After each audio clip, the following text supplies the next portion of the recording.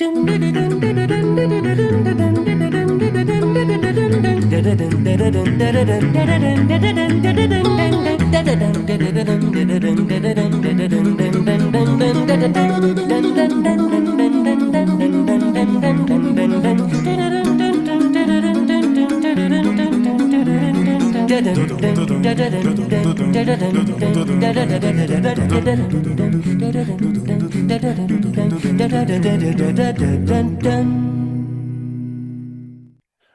evening, ladies and gentlemen. We're so glad to welcome you as part of our community tonight. Please note that this webinar is being recorded and distributed by Vienna Live. If by entering this virtual meeting room, you give your consent to be recorded and distributed by Vienna Live with Simon Moore and other third parties. If you wish to not be distributed and recorded, please go to the LinkedIn video feed, the link to which I've just placed in the chat room. Tonight, our featured guest is composer Sheli Nan, whose new Navona Records album, Sarah and Hagar, The Reconciliation of the Jewish Mother and the Arab Mother, will be the subject of tonight's conversation.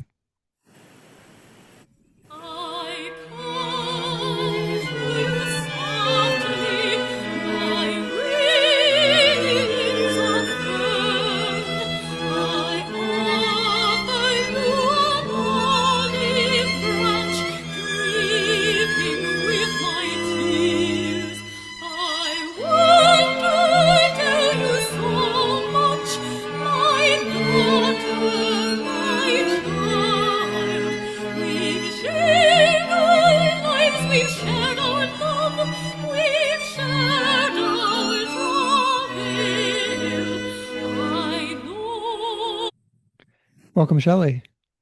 Thank you. Sheli, tell us a little bit about where you come from, how your musical tastes were formed, and the moment you decided to become a professional composer. I'm from New York originally, and my parents were great music lovers. My father was the head of the music group that I came, the neighborhood that I was in. The Guarneri String Quartet came to my home. Rudolf Serkin came to my home. And my father said to him, "What advice do you have to give Sheli?" And he said, "Practice, practice, practice." So I was surrounded. I went to my first Petrushka when I was 5 years old, and I was always going to opera and to a variety of concerts all of my life. What else did you ask? When did you know that you wanted to become a composer? Okay. When we got our piano, and I remember it being delivered, I used to sit under it when my mother practiced. Then I began to play it before I had lessons, and it was clear at that moment that was, I mean, I didn't know the words, but it was clear as a very young person that I had something to say. So I actually began to compose when I was a child. It was rudimentary, but I began experimenting on the keyboard and making things up. And then your step into professional life, did that come soon after? Well, I mean, that took a little time. I wasn't Mozart. I didn't do it at 5. Nevertheless, I think that music took more and more of my life's energy. And as I continued to go to concerts, I'll tell you that one concert in particular, that when I was 15, my parents took me to see Leonard Bernstein conducting Aaron Copland in Central Park. We were right next to the stage, and I was so moved, and I came home and I cried a lot. And then I realized this is my path. And I mean, the musicians were fabulous, and it was the New York Philharmonic, and I really watched everything that Leonard Bernstein had presented, the young people's concerts, and I just knew that this was my language. And I think that that's when I began teaching and I began composing. What an inspiring story. Let's have a listen to a continuation of Sarah and Hagar. Here's the next part. Promises have to me been made. I've looked at our future and I have found strength.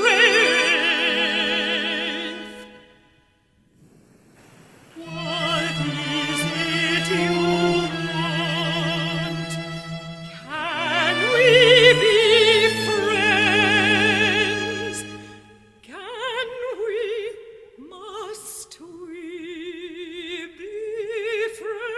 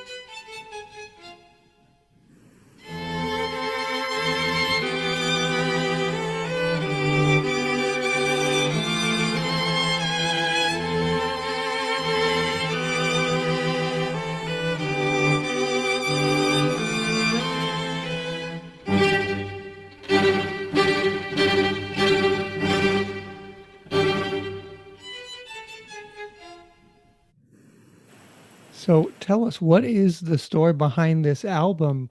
This piece, Sarah and Hagar, was recorded some time ago. Now it's been released on Navona Records. What's the story? Why did you decide to make this album? Well, there are a couple of questions in there, Simeon. So I will start with the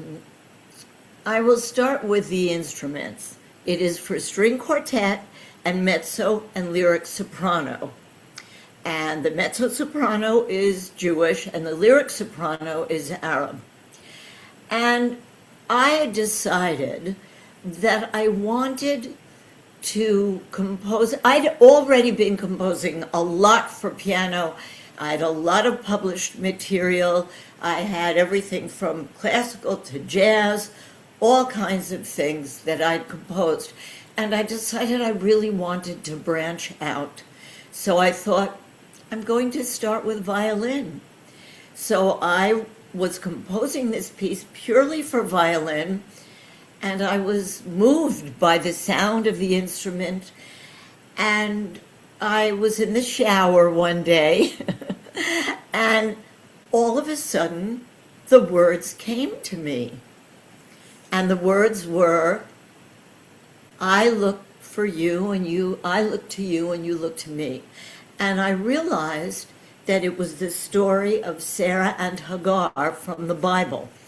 Now, what was that story? The story was that Sarah could not have children, and Hagar, which was a handmaiden, a servant, was given to Abraham by Sarah so that they would have at least someone, a child. And her son was born.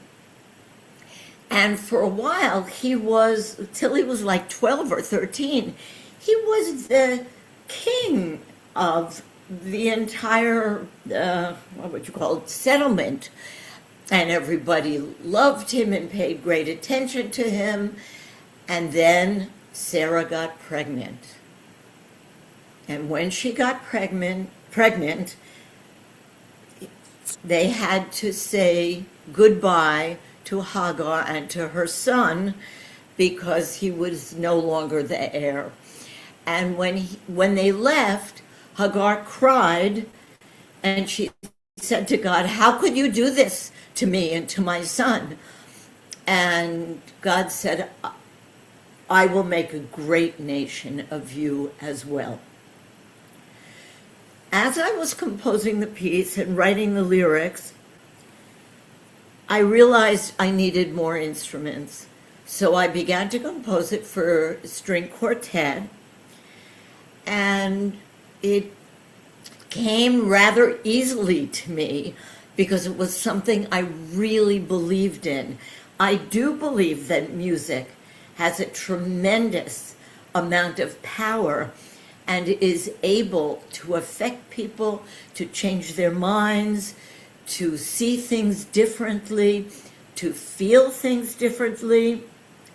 It is a power unto all of us because it is an international language. So as I composed the piece, I realized that women, where have women been? We haven't been at the peace table. We've often been relegated to the kitchen table. And my idea was we need to have a voice. We need to say it's our children that are killed, being killed, and it's not working for many of us. So I began to interweave these two themes about a woman's, or perhaps plural, women's voices and the terrifying experience of what's happening in the Middle East and the music, and creating this piece with the hope and the prayer that others will listen to it and take heed. Wow, extraordinary. What a message. Let's listen to a little bit more. I reach for you, and I reach for you. Nearer, deep, one another's lives. Our sons and daughters, our husband. Wives, we must for the sake of the children, we must for the sake of ourselves. Enough time has passed, enough children died. We must join hands with our grandmother's cry.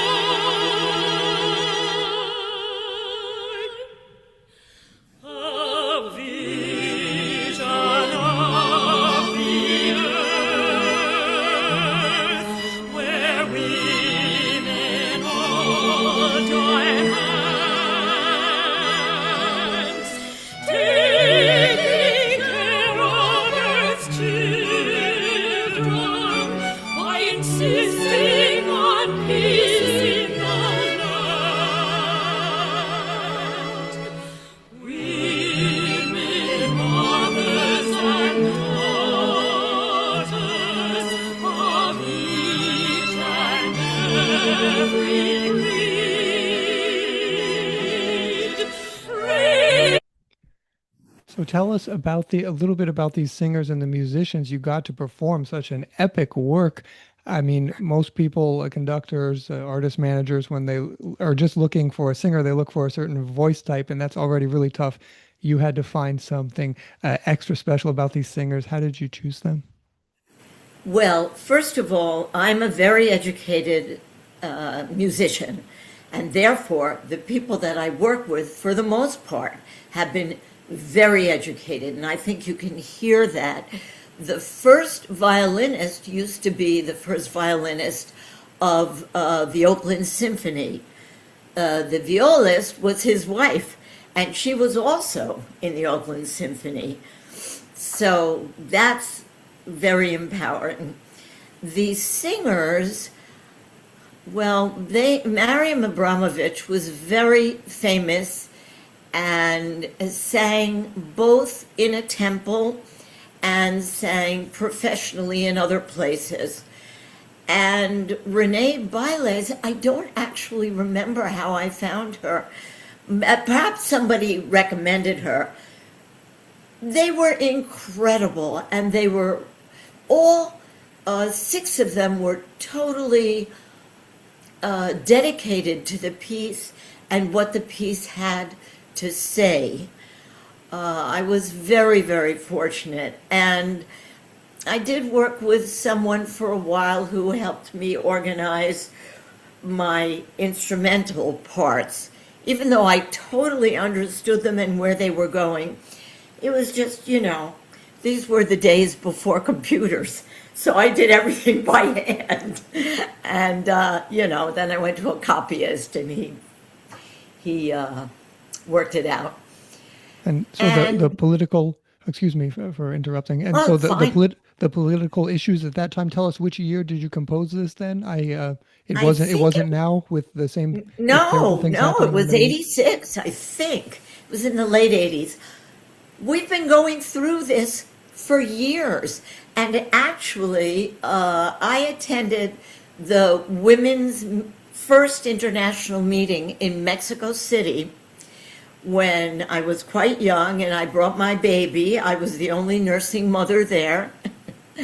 And I went into the room where the Middle East situation was, and where people were speaking from all over the world, but in particular about the Middle East, not just Middle Eastern people, other people.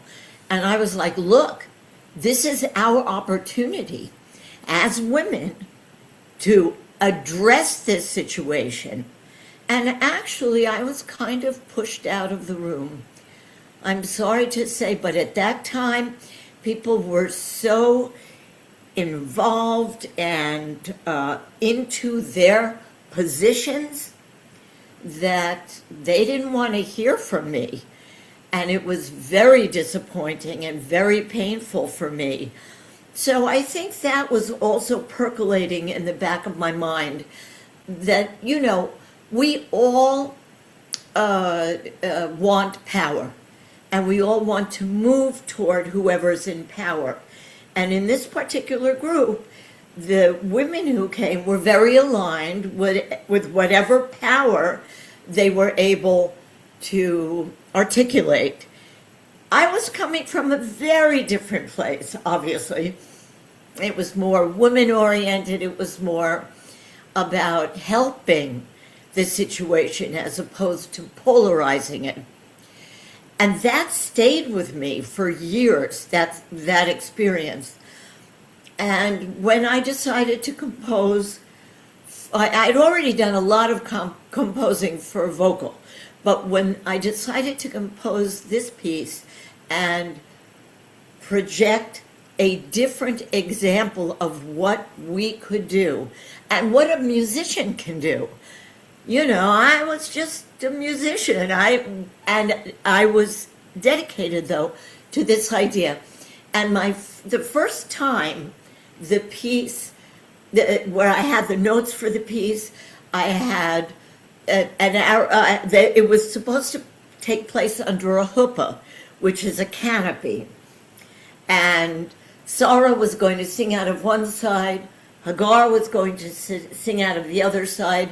The 4 poles of the canopy were being held by a soldier, an Arab, all just people, archetypes of people from the Mideast, not anyone in particular.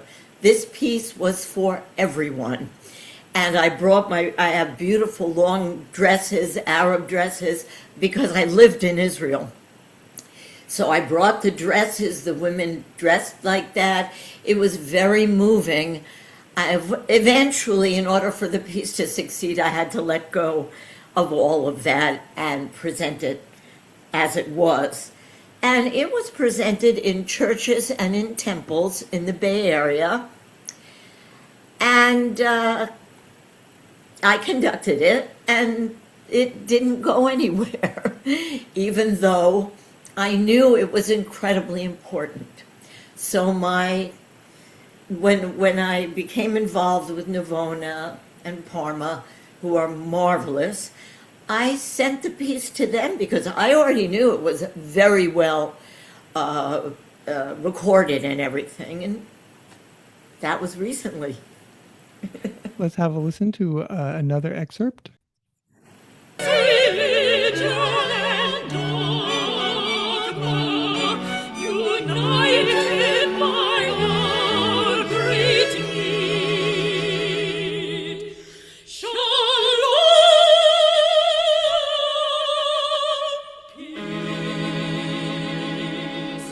salam, shalom.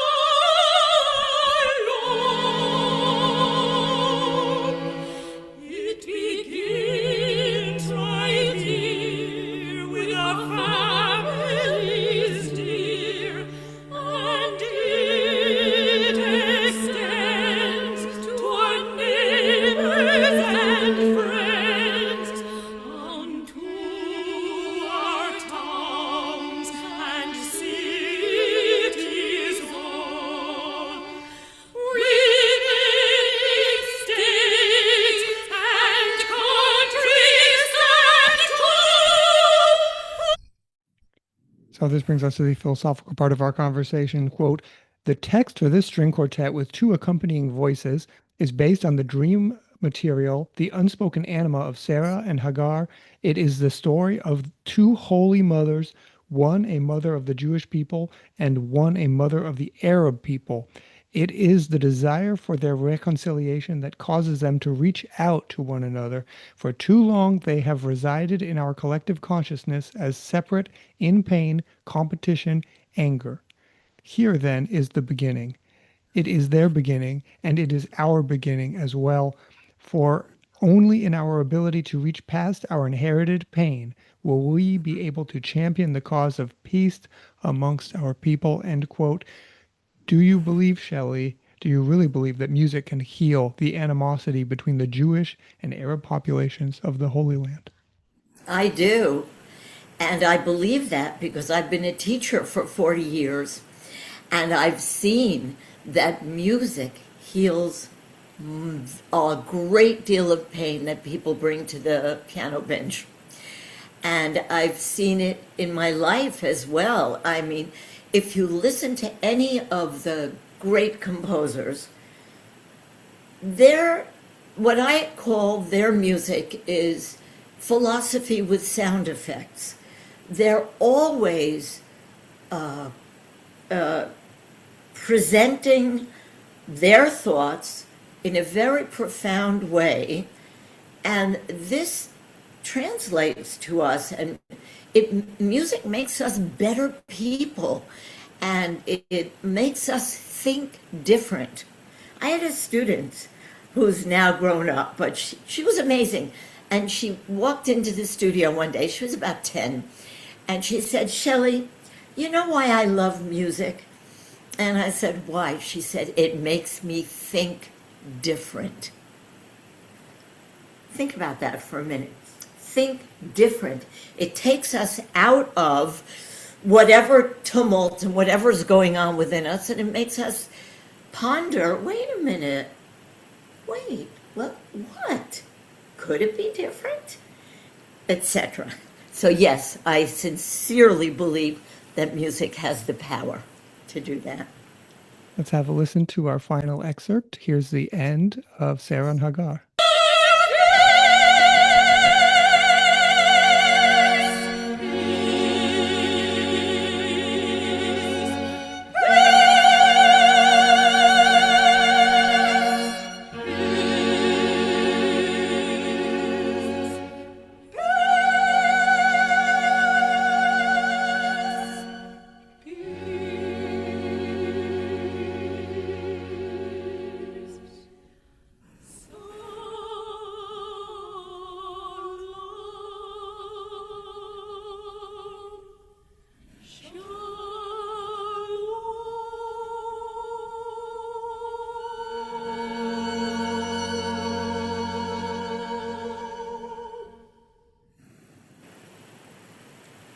Lovely final question. What do you wish all of us who listen to this album, what would you like us to take away? I would like you to internalize, all of you who are out there, to internalize the idea of women speaking their truth. And in this case, it's enough pain, enough killing, enough fighting. And if we have to talk to the men and insist that our voices are valid, then we will. And it's up to us because the men can't fix it. And I think that there are enough women who are in pain and crying and have family that have died in the holy of the holiest lands. There is no reason why we cousins or half brothers and sisters, we all look alike, if we can't come together and create the most powerful and beautiful world for all of us, meaning Jews getting to live anywhere in the Arab lands, Arabs getting to live anywhere in Israel. We need to come together and we need to make it happen. Let's see how we can buy the album. It's available at navonarecords.com. All you have to do when you go to navonarecords.com is write in Sheli Nan, and it should come right up. There she is, and there's the album. You can stream it here, listen to it, and also purchase it. All the information's there. That's navonarecords.com. And if you'd like to stay in touch with Sheli, that's easy enough. It's shelinan.com. And people can reach out to you under contact, Sheli, if they have any questions. Yes, and I'm going to give you a different email where they can reach me. Sure, please go ahead. shelinan.muse, M-U-S-E, @gmail.com. Perfect. So feel free to reach out to Sheli with any of your questions or your comments. She's looking forward to hearing from you. Thank you so very much to Sheli Nan. Thank you, Simon. It's been an honor, and you're awesome. And before we go, I'd just like to bring your attention to the Vienna Live website, where we have an ongoing sponsorship campaign. It is at simeonmorrow.com. And if you click on Become a Sponsor for $5 a month, you can see that for $5 a month, you will receive one Vienna Live Celebrates 5 Years mug. For $10 a month, you will receive one Vienna Live Celebrates 5 Years mug and one Vienna Live City tote bag. There is no minimum sponsorship. If you click under one-time payment custom, all sponsorships ensure that Vienna Live can continue to operate as a free public classical music service. So please do consider that. Again, all information about upcoming shows is available at simeonmorrow.com. Once again, thank you so very much to Sheli Nan. Thank you to Vienna Live's corporate sponsors, including Parma Recordings and individual sponsors. Your ongoing support allows Vienna Live to operate as a free classical music public service. Thanks very much to my cousin Mike, a marketer from Layer App. If you're an architect or an engineer, they have a really cool tool you should check out. Most of all, of course, thanks to you, our participants, who make it all worthwhile. From Washington, D.C. and Los Angeles, California, goodbye, and see you next Wednesday.